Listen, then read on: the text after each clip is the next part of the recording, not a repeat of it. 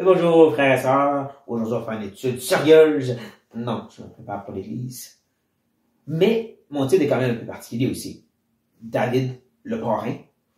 La raison c'est parce que, avant sa mort, il va donner ses dernières ordres à Salomon, dans lesquels il semble donner une liste de gens à tuer, un peu comme un film de mafioso.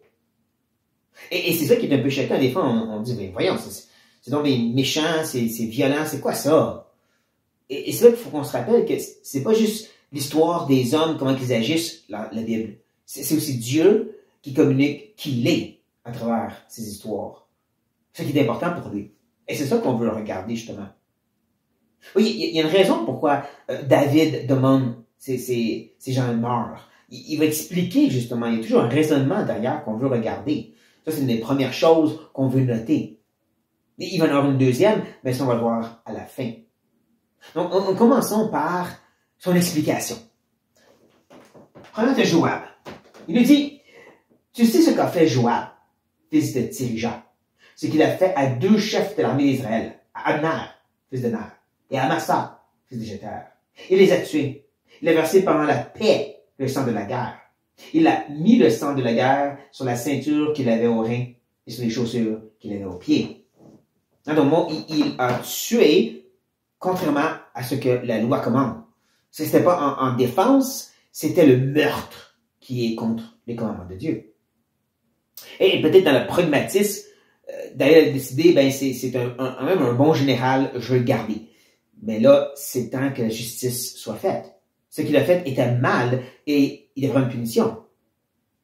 Et c'est pour ça qu'il dit justement à Salomon, tu agiras selon ta sagesse et tu ne laisseras pas ses cheveux blancs descendre en paix dans le séjour des morts. C'est pas l'idée de prendre ta revanche, c'est l'idée la justice doit se faire, Salomon. Ce que cet homme a fait était mal et il doit avoir une conséquence. Notre Dieu est juste et son roi l'est aussi.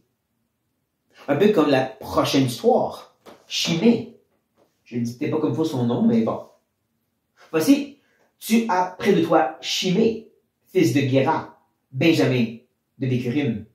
Il a prononcé contre moi des malédictions violentes le jour où j'allais à Manahim. Mais il descendit à ma rencontre dans la journée, et je l'ai juré par l'Éternel en disant, je ne te ferai point mourir par l'épée. Cet homme avait maudit David lorsque David se sauvait de devant Absalom. Il a ramené des grandes malédictions contre lui. Il le présentait vraiment comme un qui était rejeté de Dieu.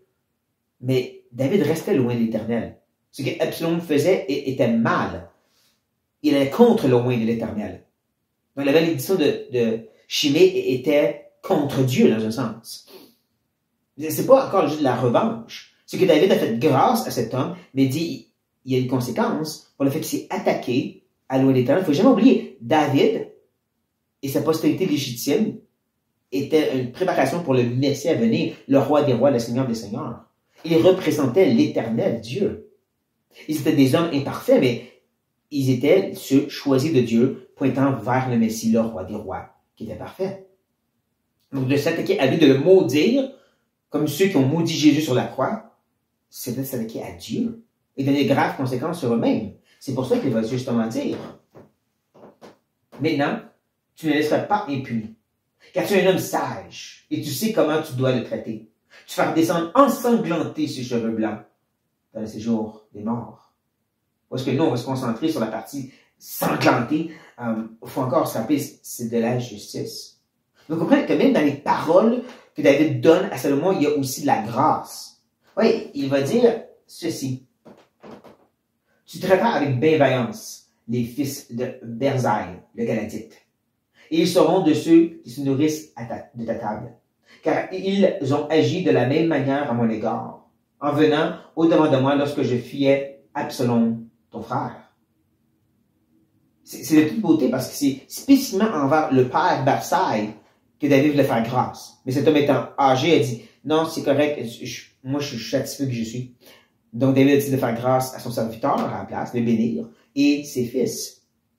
En d'autres mots, nous sommes bénis, nous recevons la grâce à cause du Fils de Dieu. C'est l'Évangile qui est présenté devant nous ici. C'est ça que Dieu est en train de nous montrer. Qu'il est un Dieu qui est juste, et qui a des conséquences pour s'opposer à lui, mais aussi un Dieu qui est de grâce et de bonté. Même que Salomon va utiliser de la grâce devant Shimei. Il va dire à cet homme justement, tu as mal agi à mon père, mais je te donne une dernière chance. Tu dois tout déménager ici à Jérusalem. Vivre ici et jamais quitter la ville. C'est la seule obligation. Un peu comme dans le jardin d'Éden. Tu manges de tout, sauf de l'arbre de connaissance du bien et du mal. C'est une grâce. Mais quelques années plus tard, un des serviteurs de Shimei se sauve, quitte la ville. Shimei va le rechercher, le ramener. Et là, Salomon apprend qu'il a quitté la ville. Mais qu'est-ce que tu as fait? Tu t'es engagé devant moi. Tu as dit oui, je vais t'obéir. Et tu as désobéi. Parce qu'encore, Salomon, dans un sens, représentait l'Éternel. Je vais donner l'exemple d'Adam et Ève dans le jardin. Dieu avait donné une loi, une demande claire seulement. Et ils ont désobéi, comme Shimei. Et là, le jugement était juste devant lui. Il a eu la grâce, mais il l'a rejeté. Et donc, il y a les conséquences qui viennent avec. Et, comme je dis, il ne faut jamais oublier que Salomon représentait justement l'Éternel. C'est pour ça qu'un plus tard, Adonijah, celui qui s'était rebellé contre Salomon.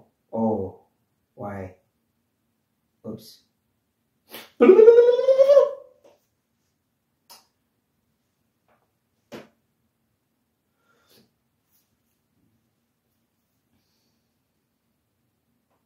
Mais ceci m'amène encore à cette grâce que Salomon va faire envers un certain sacrificateur. L'on dit ensuite au sacrificateur Abiatar. Ça, cet homme avait décidé de se joindre au groupe d'Adonijah, le fils du roi qui avait décidé de se rebeller contre Salomon et de leur prendre la place lui-même. Il faut se rappeler que Dieu avait clairement déclaré à David, c'est Salomon qui va s'asseoir sur ton trône. Et que les gens autour de David, incluant Abiatar, le savaient.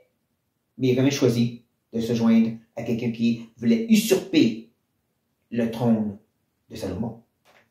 Et voici ce qu'il lui dit. Va-t'en à Anatote dans tes terres. Car tu mérites la mort, et ça c'est vrai. Mais je ne te ferai pas mourir aujourd'hui. Parce que tu as porté l'arche du Seigneur l'Éternel devant David, mon père. Et parce que tu as eu part à toutes ces souffrances de mon père. C'est lui qui a suivi David pendant toutes les années qui se sauvait devant Saül. Donc, une part de « t'étais fidèle, donc je te fais grâce ici ». Mais en réalité, tu mérites la mort. Encore une fois, on voit ce ballon entre la justice et la grâce de Dieu. Parce qu'encore une fois, il faut réaliser que Salomon est un représentant de l'Éternel. Et il pointe vers le Messie et son règne à lui. C'est pour ça qu'Adonijah, qui est encore en vie présentement, va demander à pouvoir coucher avec la concubine de David, dans cet effort-là, vouloir un peu comme reprendre le trône, parce que c'est une façon d'agir dans ce temps-là.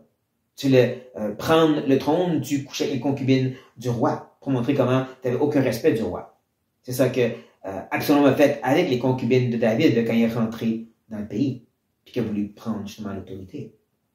Et Salomon comprend ceci. Et c'est pour ça qu'il le fait mettre à mort aussi. Encore, c'est pas pour être méchant, c'est pas pour prendre sa revanche, c'est parce qu'il reconnaissait qu'Adonijah voulait usurper l'autorité que Dieu avait donnée à Salomon, choisi par Dieu, représentant de Christ. Nous ne devons jamais oublier cet aspect-là quand on regarde justement dans l'Ancien Testament, aussi imparfaits que ces hommes étaient, ils représentaient l'Éternel et ils pointaient vers le règne de Christ. C'était le plan de Dieu. Et de s'attaquer à ça, c'est de s'attaquer au plan de Dieu.